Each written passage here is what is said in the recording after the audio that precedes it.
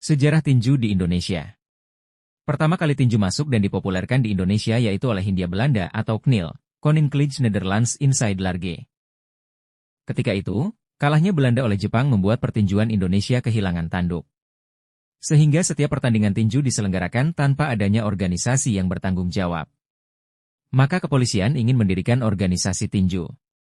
Akhirnya, Komandan Kepolisian di Jakarta, Didi Kartasasmita mendirikan Pertigu, Persatuan Tinju dan Gulat, dengan ketuanya Frans Mendur pada tanggal 28 April 1955. Ketika itu, menjelang Olimpiade Roma tahun 1960, Indonesia hendak ikut berpartisipasi. Namun, ketentuan IOC, International Olympic Committee, mengharuskan ada organisasi tinju amatir yang mandiri di Indonesia. Sehingga pada tanggal 30 Oktober 1959 berdirilah Pertina, Persatuan Tinju Amatir Indonesia.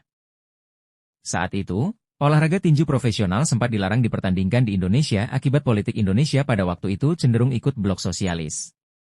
Maka pada 23 November 1961, Maladi selaku Menteri Olahraga melarang tinju profesional hidup di Indonesia. Tinju di Indonesia bisa dibilang sangat populer dengan lahirnya seorang juara tinju dunia seperti Chris John. Chris John adalah putra kedua dari 4 bersaudara dari pasangan Johan Cahjadi, alias Chia Fuxem, dan Maria Warsini. Chris John memecahkan rekor sebagai juara dunia kelas bulu pertama yang berasal dari Indonesia dan mencatat rekor sebagai petinju kedua terlama yang menjadi juara dunia kelas bulu sepanjang masa, serta memecahkan rekor sebagai peringkat kedua dalam daftar petinju yang paling sering mempertahankan gelar juara dunia kelas bulu sepanjang masa. Ia tercatat sebagai petinju Indonesia kelima yang berhasil meraih gelar juara dunia, setelah Elias Pical dan Niko Thomas.